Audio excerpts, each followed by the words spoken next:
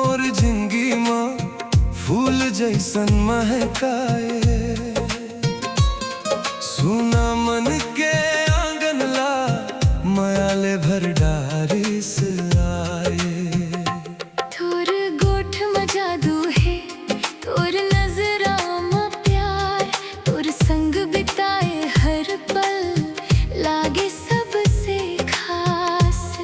तोर सुरता दिन रात आवे, मोर दिल तोर नव गावे। माया के कहानी ला संगी मिल के सजावो।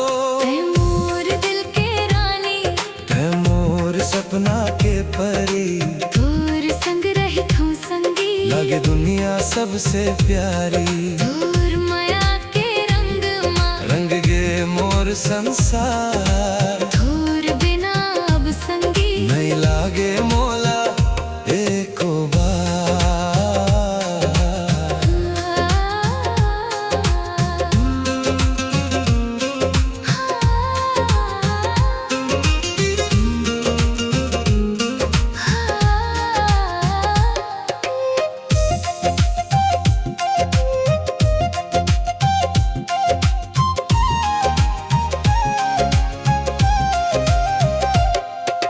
रोज बिहान उठ के तोर चेहरा याद आवे, मोर हर एक दुआ मां तोर नाम जुड़ जावे।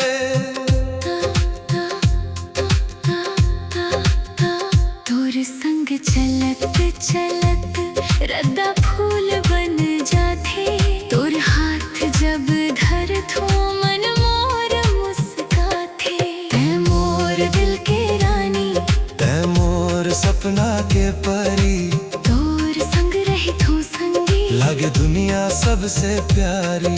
तोर माया के रंग माँ रंग गे मोर संसार, तोर बिना अब संगी नहीं लागे मोला